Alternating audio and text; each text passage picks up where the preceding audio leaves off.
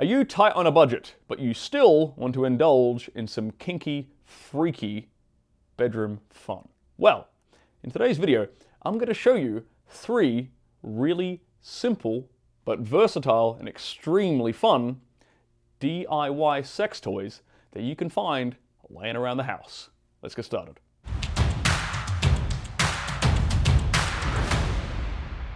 My name is Stirling Cooper. I'm an award-winning erotic film star. I'm also a former high-class male companion, and welcome to my YouTube channel. So, a very common sex toy that a lot of people have a fair amount of fun with is the ball gag. Now, like I said before at the beginning of this video, perhaps you're on a budget. Perhaps you don't have the time to go out to the sex store and buy some toys, buy a ball gag. Perhaps it's a bit of a spur-of-the-moment thing.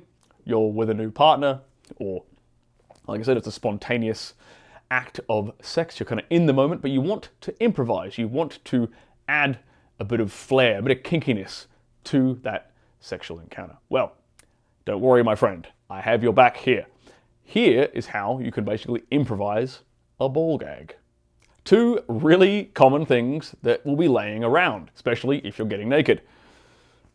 Socks.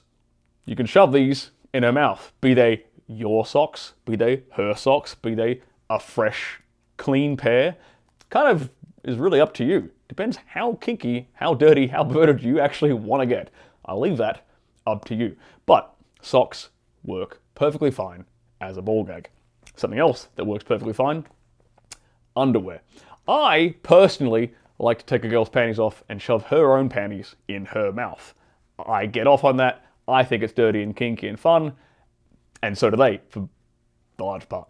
However, if you want to get even more kinky and perverted, use your own goddamn underpants. Shove them in her mouth. Again, up to you if you want to use a pair that you just took off yourself or one that's laying around in your closet, in your wardrobe. But one really quick thing to note on using ball gags of any variety, be it the professional, store-bought variety or an improvised one, like we just talked about.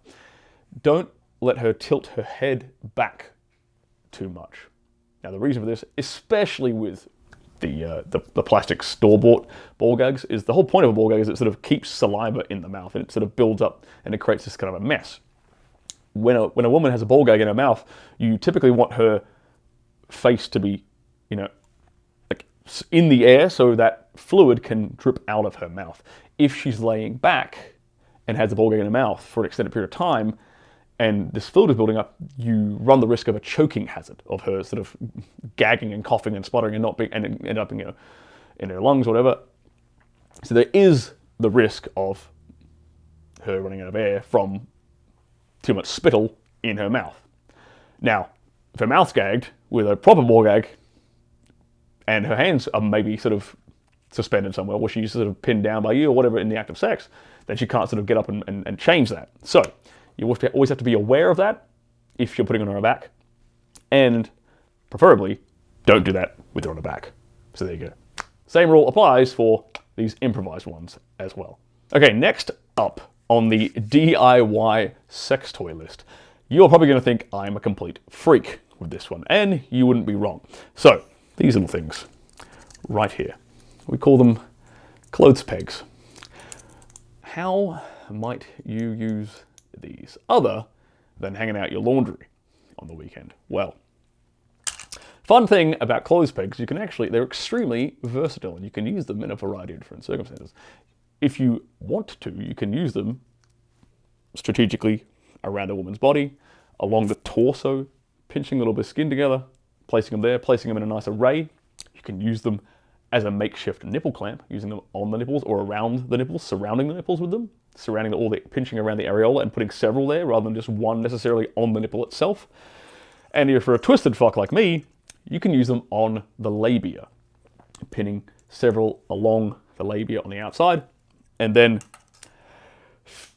sliding your manhood in between, accentuating that feeling on your partner. Now, the important thing to note with clothespegs and with nipple clamps as well, or clamps of any kind really, is that the painful part isn't the putting them on. The painful part is when you take them off. So that's actually when you have to be very, very careful and deliberate in how much pain you want to inflict on pain through pleasure, of course. Consensual, of course, you want to inflict on your partner. So it's very, very overwhelming to try and take multiple clothes pegs off someone at the same time or in quick succession. But maybe they want that. Maybe they want that rush. Okay. Or you can do it strategically, one at a time, spacing it out over, several minutes over the course of a session. So that is entirely up to you. But again, be aware that the removing of these things is the most intense part of using them. Now, the third DIY sex toy I'm going to give you guys today is this old guy, a belt. Now, there's a couple of different ways that you can actually use this belt. But first and foremost, you have to be very, very careful not to, jab your partner with the belt buckle part. Okay, be very aware of where that little pointy bit is facing when you're going about and using it.